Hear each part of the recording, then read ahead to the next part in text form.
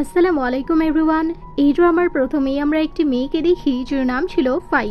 ফাইকে তার husband ফ্যাং force করছিল। Phi বারবার মানা করলেও ফ্যাং তার কোনো কথাই শোনে না আর তার সাথে কন্টিনিউ করতে বলে। তখনই হসপিটাল থেকে একটি কল আসে ফ্যাংয়ের কাছে, যেখানে বলা হচ্ছিল লিলিকে এখনও ব্লাড দিতে হবে। এটা শোনার পরে এবার ফাই দৌড়ে পালানোর চেষ্টা করে। তখনই আবার ফ্যাং তাকে ধরে ফেলে আর বলে, কি হয়েছে, এখন কি তোমার টাকার প্রয়োজন নেই? তখন লিলি বলে যে আমি কি এখানে ধর্মশালা খুলে রেখেছি যে আমি যে কাউকে ব্লাড দেওয়া স্টার্ট করে দেব? তখন সে বলে যে তোমার ব্লাডটা অনেক রেয়ার, আর এখানে যদি তোমার জন্য কারো জীবন বাঁচে তাহলে সমস্যা কোথায়? আর তুমি তো নিয়মিত টাকাও নিচ্ছ। আর সেখান থেকে আমাদের 3 বছর আগের সিন দেখানো হয়, যেখানে আমরা ফাইকে দেখি যাকে তো ফ্যাং অনেকগুলো টাকা দিচ্ছিল একজনের জীবন বাঁচানোর জন্য, তাকে ব্লাড দেওয়ার জন্য, আর সেই ছিল লিলি। আর ফ্যাং মনে করতো যে কিছু বছর আগে যখন সে অ্যাক্সিডেন্ট হয়েছিল সেখানে লিলি তাকে সেভ করেছে, তাই সে সবসময় লিলিকে সেভ করে আসছে। ফ্যাং অলওয়েজ এটাই মনে করতো যে ফাই তো তাকে শুধুমাত্র টাকার জন্যই বিয়ে করেছে, যেরকমটা কোনো কিছুই ছিল না। তার বডি থেকে অনেকগুলো ব্লাড নেওয়ার কারণে সে সেখানেই সেন্সলেস অবস্থায় পড়েছিল। তখনই আবার সেখানে ফ্যাংয়ের মম আসে আর তার সাথে অনেক বাজে বিহেভ করে আর বলে যে এক্ষুনি আমার জন্য খাবার বানিয়ে আনো, তোমাকে কি আমি সাজিয়ে রাখার জন্য এখানে এনেছি? সে অনেক কষ্ট করে খাবার রান্না করলেও সেটাও ওনার পছন্দ হয় না, আর দুটো কথা শুনিয়ে সেখান থেকে চলে যায়। ফাই মনে মনে ভাবে যে আমি 3 বছর আগে কখনোই ভাবিনি যে 3 বছর পরে আমার এরকম অবস্থা হবে।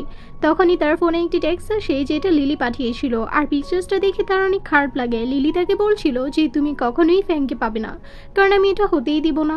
আমরা হসপিটালের সিন দেখি যেখানে তো লিলি অন্য একটি ড্রামাই চালু করে দিয়েছিল। সে এরকম প্রিটেন্ড করছে যে অনেক অসুস্থ, যেরকম কোনো কিছুই ছিল না। ডক্টর তার কথাই সেখানে এসে বলে যে লিলি তো এখন অনেক বেশি দুর্বল, হতে পারে তার আরও একটি সার্জারি করতে হবে আর ব্লাডেরও প্রয়োজন। এগুলো শোনার পর সে তাকে রেস্ট করতে বলে আবার কল করে ফাইকে আর বলে যে এখানে তার হয়তো ব্লাড লাগতে পারে, তুমি এখনই চলে আসো। আর ফাই কোথাও যাচ্ছিল সেখান থেকেই সে তার কাছে আসে আর তাকে বলে যে আমার ডিভোর্স লাগবে, কারণ আমি অনেক বেশি বিরক্ত হয়ে গেছি তোমাদের ব্যবহারে। সে বলে যে তোমার সাহস কিভাবে হয় ডিভোর্সের কথা বলার? আমি তোমাকে ডিভোর্স দিতে পারবো, তুমি না। এটা বলেই তাকে ফোর্সফুলি কিস করতে চাইলে সে তাকে স্ল্যাপ করে আর তার সাথেই চলে যায় হসপিটালে। ডক্টর তো বলেছিল যে লিলি সেন্সলেস অবস্থায় রয়েছে। সেখানে যাওয়ার পর তো তারা দেখে যে সে ঘুমোচ্ছে, তাই সেখানে ফাইটাকে গিয়ে স্ল্যাপ করে আর বলে যে বাহ, আমার হাতে তো অনেক জোর, সেন্সলেস মানুষকে আমি স্ল্যাপ করে সেন্সে ফিরিয়ে নিছি। আর সেই তো ইচ্ছে করেই নাটক করছিল ফ্যাংয়ের সাথে যে দেখো তোমার ওয়াইফ আমার সাথে কতটা বাজে বিহেভ করছে। তখনই ফাই তার হাজব্যান্ডকে বলে যে জানো, ব্রেন জিনিসটা না অনেক বেশি ভালো, কিন্তু আফসোস যে এটা তোমার কাছে নেই, তুমি এগুলো দেখেও বুঝতে পারছো না তার নাটক। এটা বলেই সে সেখান থেকে চলে যায়। ফ্যাং তাকে আবারও আসে থামানোর জন্য। ফাই বলে যে তুমি আসলেই আমাকে নিয়ে একটুও ভাবো না, আমি তোমাকে ডিভোর্স দিয়েই ছাড়বো। আসলে এখানে ফাইয়ের বিহেভিয়ার দেখে বোঝা যাচ্ছে সে একদমই গরিব ফ্যামিলি থেকে বিলং করে না। আর তখনই সে একজনকে কল করে যে তার ভাই ছিল আর ছিল যে আমি আবারও ফিরে আসতে চাই। তার ভাই বলে যে আমাদের বাসার দরজা সবসময় তোমার জন্য খোলা।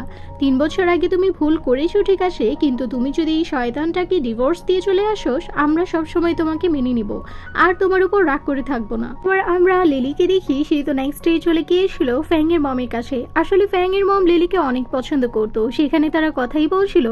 তখনই ফাই সেখানে আসলে তার শাশুড়ি বলে যে এক্ষুনি যাও আমার জন্য কিছু রান্না করে নিয়ে আসো, আমার ক্ষুধা লেগেছে। তখন ফাইও অনেক অ্যাটিটিউডের সাথে বলে যে আমি এক্ষুনি বাসা থেকে চলে যাচ্ছি, যা রান্না করার নিজে করে নিন। সে তার মাল সামানা রেডি করছিল। তখন একজন সার্ভেন্ট এসে ফ্যাংয়ের মমকে বলে যে আমাদের একটি নেকলেস পাওয়া যাচ্ছে না। এটা শোনার পর তো সেখানে ফ্যাংয়ের মন ফাইকে অনেক কথা শোনার বলে যে তুমি তো টাকার লোভী, টাকার জন্যই আমার ছেলের পিছনে পড়ে আসো। আর তাকে অনেক ইনসাল্টও করে, সবার সামনে তার চেকিংও করে, এমনকি তাকে স্ল্যাপও মেরে দেয়। তখনই সেখানে ফ্যাং আসির বলে যে এগুলো কোন ধরনের বিহেভিয়ার আমার ওয়াইফের সাথে? আমি এই নেকলেসটা নিয়ে গিয়েছিলাম পলিশ করানোর জন্য, তুমি না জেনে কেন এরকম করছো?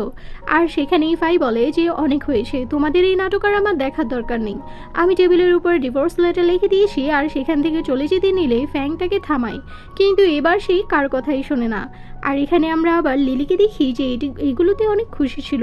একটু পরে আমরা রাতের সিন দেখি যেখানে তো ফাই একটি ক্লাবে গিয়েছিল। সেখানে আবার ফ্যাং আর লিলি চলে আসে। ফ্যাং বলে যে বাহ, আমাদের ডিভোর্স তো হয়নি আর তুমি এখানে ছেলেদের মাঝখানে বসে রয়েছো।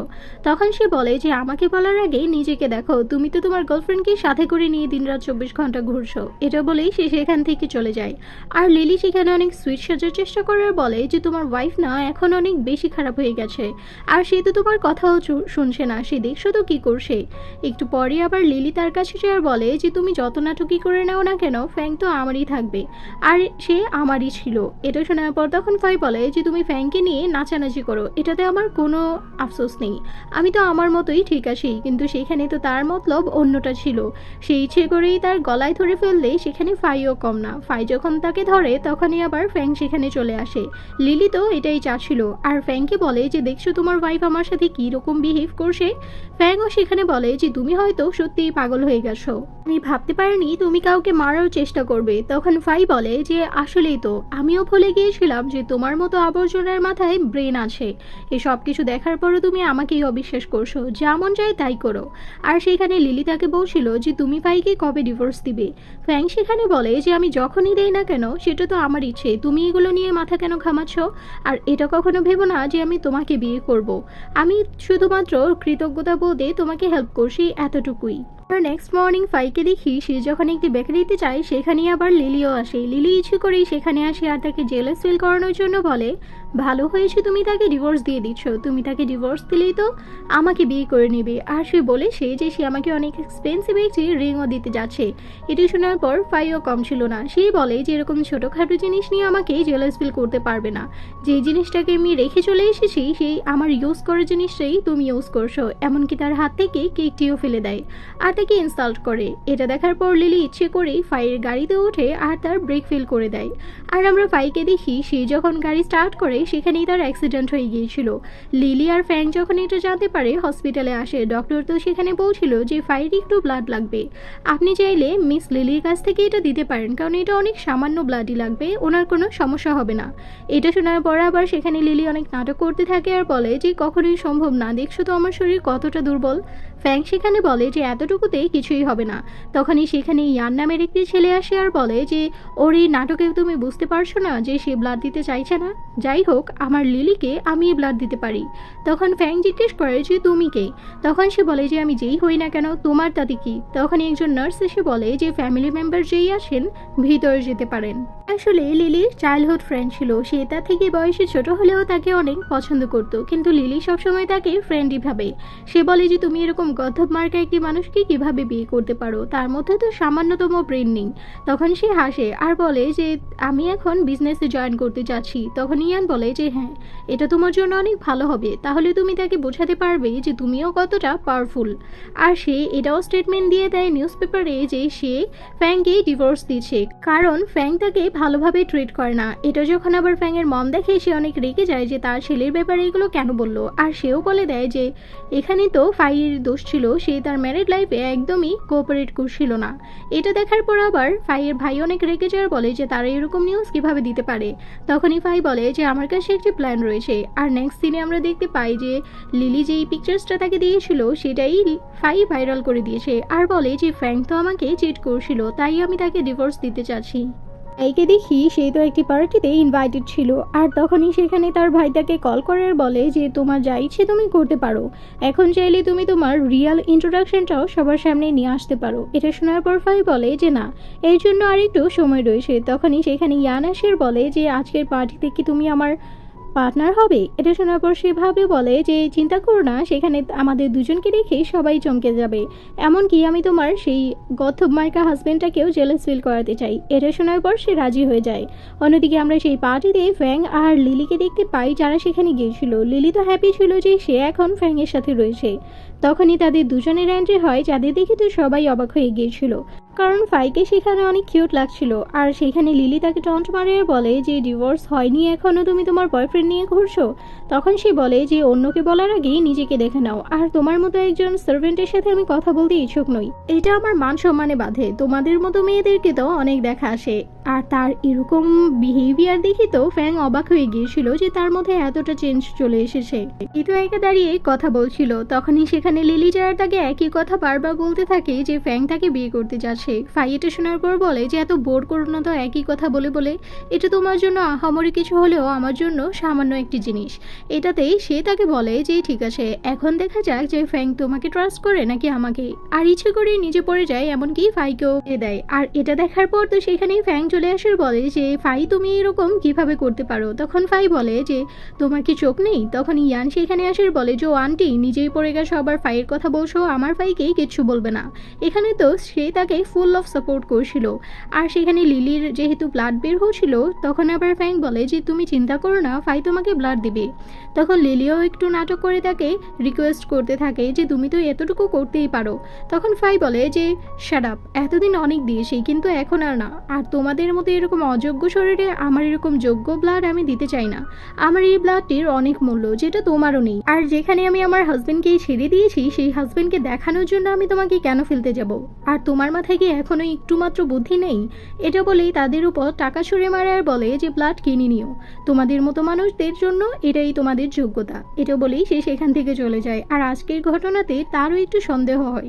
আর সে এটা বলে যে সিসিটিভি ফুটেজটা আমাকে একটু দেখিয়ে নিন। আর এতদিন তো সে ভাবতো যে তাকেই সেভ করেছে লিলি, কিন্তু এখন আজকের ঘটনা থেকে তারও একটু লিলির প্রতি সন্দেহ হচ্ছিল। আমরা ফ্যাংকে দেখি সে যখন বসেছিল সেখানেই লিলি আসে আর বলে যে এখন তো আমি ঠিক হয়ে গেছি, তুমি চাইলে আমাকে তোমার অ্যাসিস্ট্যান্ট হিসেবে নিতে পারো। তখন ফ্যাং তাকে জিজ্ঞেস করেছিল যে কালকের ঘটনার পরে তোমার কি মনে হয় আমি তোমাকে রাখবো। তখন সে বলে যে আমি রিয়েলি সরি, আমি একটু ফ্রাস্ট্রেটেড হয়ে গিয়েছিলাম। কিন্তু লিলি সেখানে তার হাবভাব দেখে বুঝে গিয়েছিল যে ফ্যাং এখানে জানার চেষ্টা করছে যে তাকে অ্যাক্সিডেন্টের পর কে সেভ করেছে। এটা আবার লিলি চাইছিল না সে জানুক। আমরা তাদের দুজনকেই দেখি কিছুদিন পর তারা একটি রেনোভেশন পার্টিতে যায়। আর সেখানে যাওয়ার পর একজন ম্যানেজার বলছিল যে আজকে আমরা হয়তো সু গ্রুপ অফ কোম্পানির ভাইস প্রেসিডেন্টকে দেখতে যাব। আসলে সেই ভাইস প্রেসিডেন্ট ফিমেল না মেল, এমনকি তার জেন্ডার কি বা সে দেখতে কিরকম, সে কতটুকু স্টাডি করে, সে এমন কোনো রকমের ইনফরমেশনই কারো কাছেই ছিল না। মানে একটু পরে আমরা আবার ফাইকে দেখি সে সেখানে আসে। লিলি তো তাকে দেখে বলে যে তুমি এই ড্রেস কোথা থেকে কিনেছো, হয়তো বডি বেচে নয়তো তোমার ব্লাড বেচে। অবশ্যই সেটাতে বলে যে তোমার মতো মেয়েদের সাথে কথা বলে ইন্টারেস্ট আমার নেই। তখনই আবার তার শাশুড়ি সেখানে আসে আর একটু রোগ দেখি সেখান থেকে যায়। আসলে তো এখানে একটি জিনিস বিক্রি করার কথা ছিল, যেটা আবার ফ্যাংয়ের ফ্যামিলি থেকে বিলং করতো। এটা তার গ্র্যান্ডপার ছিল।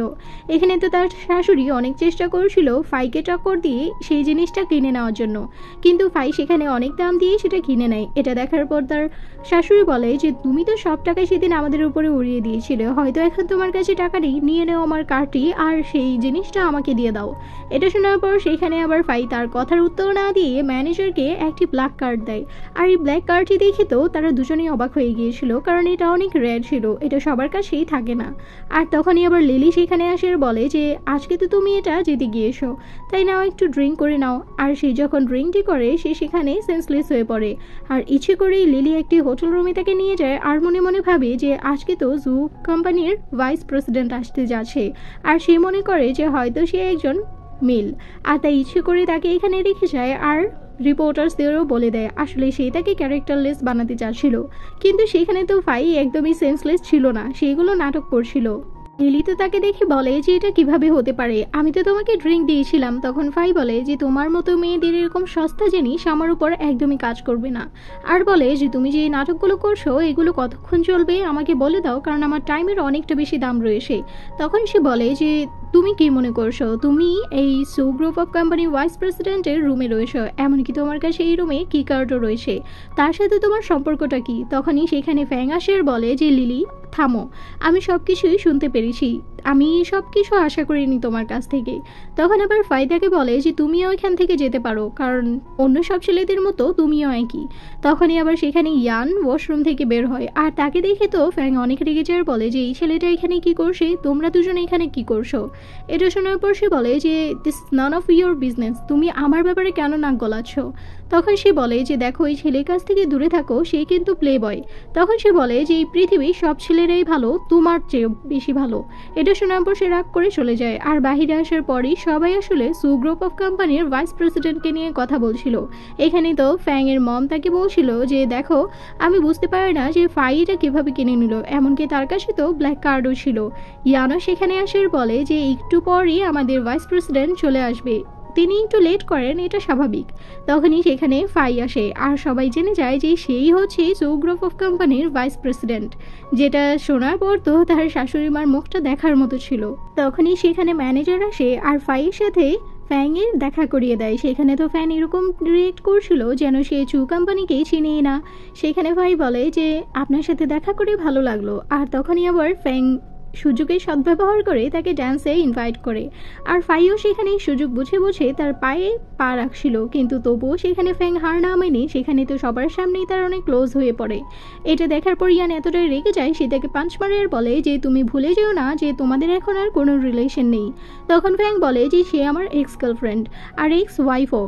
তখন ইয়ান বলে যে এক্স ছিল, এখন সে আমার প্রেজেন্টে রয়েছে, তাই তার কাছ থেকে দূরে থাকো। আমরা আবার ফ্যাংকে দেখতে পাই সে তো তার অফিসে ছিল। তখনই আবার সে ফাইকে কল করে বলে যে এখন তো আমরা বিজনেস ডিল করতে যাচ্ছি, তোমার সাথে মিটিংয়ের পর আমার বিজনেস নিয়ে কিছু কথা আসে, এমনকি পার্সোনালও। তখন ফাই বলে যে তোমার আর আমার সম্পর্কের মধ্যে পার্সোনাল বলতে কোনো কিছুই নেই বলে কল কাট করে দেয়। এদিকে আমরা দেখতে পাই যে ফ্যাং তো লিলিকেও তার অ্যাসিস্ট্যান্টের জব থেকে বের করে দিয়েছিল। এদিকে আমরা ফাইকে দেখি সে যখন ঘুমাচ্ছিল তখনই আবার ইয়ান তার রুমে আসে আর তাকে ঘুমোতে দেখে বলে যে আরে ইয়ার তোমার তো ঘুমোতেও অনেক বেশি কিউট লাগে, তুমি এরকম ভাবেই থাকো। তখন ভাই বলে যে তোমার ফ্লার্টিং দিন দিন কিন্তু অনেক বেড়ে যাচ্ছে, তুমি ভুলো না যে তুমি শুধু আমার একজন বেস্ট ফ্রেন্ড। এটা শোনার পর সে বলে যে আচ্ছা এগুলো বাদ দাও, তুমি কি দেখতে পাচ্ছ যে লিলি তোমার নামে কত কিছু বের করে দিয়েছে, তোমার হয়তো এখন তোমার রিয়েল আইডেন্টিটি বের করে দেওয়া দরকার। তখন ফাই বলে যে চলতে দাও না, নাটক যত বেশি চলবে যত জমবে ততই তারপর মজাও বেশি পাওয়া যাবে। সে যখন বাহিরে আসে সেখানে তো অনেক মানুষই তার উপর অনেক কিছু ফেলতে থাকে যে হয়তো চু ফ্যামিলির ভাইস প্রেসিডেন্ট সে এমনিতেই হয়নি, তার বডি বিক্রি করে হয়েছে। আর সেখানে লিলিও সুযোগ বুঝে তার উপর পানি ফেলে চলে যায়। ফাই সেখানেও চুপ করে থাকে আর ফ্যাংকে কল করে বলে যে তুমি তো চেয়েছিলে সবার সামনে আমি অনেক ছোট হই, আমাকে অপমান করাটাই তো তোমার মেন ফোকাস ছিল, হয়ে গেছি, খুশি তো? তখন সে বলে যে আরে ইয়ার আমি তো এরকম কোনো কিছুই করিনি, তুমি কেন সবসময় আমাকেই ব্লেম করছো। এদিকে তো আবার আমরা তার শাশুড়ি আর লিলিকে দেখতে পাই যারা অনেক বেশি খুশি ছিল তার এই সিচুয়েশনে, আর বলছিল যে আজকের এই পার্টিতে তো জীবনেও ফাই আসবে না। আমরা ফাইকে দেখি সে তো অনেক নর্মালি মুখ লুকিয়েই সেখানে এসেছিল, কিন্তু লিলি তাকে দেখে ইচ্ছে করেই তার নামটা অনেক লাউডলি বলে, যেখানে মিডিয়ার লোক দেখতে পায় আর সেখানে দৌড়ে আসে। আর তখনই ফ্যাং সেখানে আসে আর তাকে সেভ করে নিয়ে যাওয়ার বলে যে তোমার এখানে আসাটা আজকে একদমই দরকার ছিল না। তখন ফাই বলে যে তোমার এগুলো নিয়ে ভাবতে হবে না। আর লিলিকে বলে যে তুমি ইচ্ছে করে এগুলো করেছো যেন মিডিয়া আমাকে দেখতে পায়, তাই তো, খুশি থাকো। তখন ফ্যাংও তার উপর অনেক রাগ করে বলে যে তুমি এগুলো কেন করেছো। লিলি তার কাছে ক্ষমা চাইতেই থাকে। তখনই আবার ফাইয়ের ব্রাদার সেখানে আসে আর বলে যে ও তুমি তো ফ্যাং তাই না। সে আসলে ফ্যাংকে একদমই পছন্দ করতো না আর বলে যে ভালো হয়েছে তোমাদের ডিভোর্স হয়ে গেছে, নয়তো তোমাকে তো আমার একদমই পছন্দ নয়, আর স্পেশালি তোমার চয়েস তো একদমই না। উনি সেখানে তার ভাই স্টেজে উঠে আর বলে যে এখানে আমরা অনেক রিউমার্স শুনতে পারছি যে আমাদের যে কোম্পানির যে ভাইস প্রেসিডেন্ট রয়েছে তার সাথে আমার একটি রিলেশন রয়েছে। হ্যাঁ, তার সাথে আমার রিলেশন রয়েছে আর আজকেই আপনাদের কাছে সব কিছুই ক্লিয়ার হয়ে যাবে। তখনই সেখানে ফাই আসে আর তার ভাই বলে যে সে আমার একমাত্র ছোট বোন। এটা শোনার পর তো সবাই অবাক হয়ে গিয়েছিল। আর সেখানে তার ভাই এটাও বলে যে এমনকি আমাদের চু ফ্যামিলি যত কোম্পানি রয়েছে সব কিছুই তার নামে রয়েছে। একজন রিপোর্টার তাকে জিজ্ঞেস করে যে ম্যাম আপনার তো বিয়ে হয়ে গিয়েছিল মিস্টার ফ্যাং এর সাথে। তখন সে বলে যে হ্যাঁ হয়েছিল, এমনকি সব কিছুই ছিল, এখন আমরা ডিভোর্স নিয়ে নিয়েছি। তখন সে জানায় যে কেন এরকম হয়েছে। তখন সে বলে যে আসলে তো আমার হাজব্যান্ড তার এক্স গার্লফ্রেন্ডকেই পছন্দ করে আর সে এখানে এখনও রয়েছে। এটা দেখার পর তো সবাই সেখানে লিলিকে অনেক ছোট নজরে দেখতে থাকে। এমনকি ফাই সেখানে এটাও বলে যে আমি তো এখানে আরও একটি কথা বলতে চাচ্ছি, এখানে তো একজন মার্ডারারও রয়েছে। আর লিলি যে তার গাড়ির ব্রেক ফেল করতে চাচ্ছিল সেই ভিডিওটা সেখানে দেখানো হয় আর বলে যে আমাদের হয়তো পুলিশকে ইনফর্ম করা দরকার। এটা দেখে আবার লিলি ভয় পেয়ে যায় আর বলে যে প্লিজ ফ্যাং আমাকে বাঁচিয়ে নাও, আমি যা করেছি ভুল করেছি। সিচুয়েশন খারাপ দেখে তো সেখানে লিলি ইচ্ছে করেই ফাইকে হার্ট করার চেষ্টা করে, কিন্তু সামনে ফ্যাং চলে আসলেই সেই সেখানে আহত হয়ে পড়েছিল। আর হসপিটালে তো আমরা ফ্যাংয়ের মমকে দেখি যে এখনও ফাইকেই সব কিছুর জন্য দোষী মনে করছিল। এখানে ফাইয়ের ধৈর্যের বাঁধ ভেঙে যায় আর সে তার শাশুড়িকে স্ল্যাপ করার বলে যে অনেক হয়েছে আপনার ড্রামা, আপনি এখান থেকে যেতে পারেন। তখনই ডক্টর ফাইকে ভিতরে যেতে বললে ফাই সেখানে যায় আর বলে যে এমনিতেও তুমি আমার জীবন বাঁচিয়েছো, এগুলোর কোনো দরকারই ছিল না, আমি সব কিছু হ্যান্ডেল করে নিতে পারতাম। তুমি যেহেতু আমার জীবন বাঁচিয়েছো, আমাদের সেই প্রজেক্টটা নিয়ে আমি তোমার সাথেই কাজ করব। তখন সে বলে যে আমি কখনোই জানতাম না আমার ওয়াইফ এতটা বেশি ট্যালেন্টেড, আমি আগেও তোমাকে ভালোবেসেছি, এখনও বাসি। তখন ফাই বলে যে আমি এরকম পার্সোনাল ম্যাটারে কোনো কথাই বলতে চাচ্ছি না, আমাদের সম্পর্কটা শুধু প্রফেশনাল। এটা বলেই সে বের হয়ে যায়। ইয়ানও তাকে মানা করে তার একটু ক্লোজ হতে। তখন সে বলে যে আচ্ছা বাবা, আমি আর কথা বলবো না। নেক্সট ডে সে সেখানে আসলে কে এভাবে পড়ে থাকতে দেখে সে ভয় পেয়ে যাওয়ার মনে মনে ভাবে যে হয়তো সে মারা গেছে। আর একটু কষ্টও পায়, কারণ যেহেতু সে তার ওয়াইফ ছিল। তখন ফ্যাং তাকে অনেক ক্লোজ নিয়ে আসে, বলে যে আমি মরে যাইনি, এখনও বেঁচে আছি। তখন সে বলে যে মরে গেলেই ভালো হতো। সে তো এটা ইচ্ছে করেই বলে। ডক্টর বলে যে আপনি যেহেতু তার ওয়াইফ, তাই আপনার তো আপনার হাজবেন্ডকে খেয়াল রাখার দরকার ছিল। কি সেখানে তো ফ্যাং ইচ্ছে করেই তাকে বলছিল তাকে খাইয়ে দেওয়ার জন্য। তখনই সেখানে ইয়ান এসে বলে যে তুমি তার হাতে খাওয়ার আমার হাতে একই তো হলো। আর তাদের মাঝখানে কাবাবে হাড্ডি হয়ে যায়। এখানে তো আমরা ফ্যাংকে দেখি যে বলে যে এখন তোমারই আমার খেয়াল রাখতে হবে, যেহেতু আমি তোমার জীবন বাঁচিয়েছি। আর তাকে তার বাসায়ও নিয়ে চলে যায়। সেখানে তো ইয়ান বেচারা বাহিরেই ছিল। সে তাকে অনেকটা ক্লোজ নিয়ে আসে আর কিস করতে নিলেই ফাই দূরে সরিয়ে দেয়। আর যখন তার শাশুড়ি মা সেখানে আসে, সে তো তাকে আবারও বাজেভাবে কথা বলতে থাকে। তখনই ফ্যাং সেখানে আসে আর তার মমকে অনেক বাজেভাবে বলে আর বলে যে তুমি আর কখনোই আমার সামনে আসবে না। তুমি আর লিলি তো অনেকভাবে আমাকেও হার্ট করেছিলে, এমনকি তাকেও হার্ট করেছো। এগুলো শুনে তার মম আবার সেখানেই বসে পড়ে। ইয়ান এগুলো দেখে বলে যে হয়েছে আন্টি, আপনার নাটক এখন শেষ করুন, আপনার ছেলে তো চলে গেছে।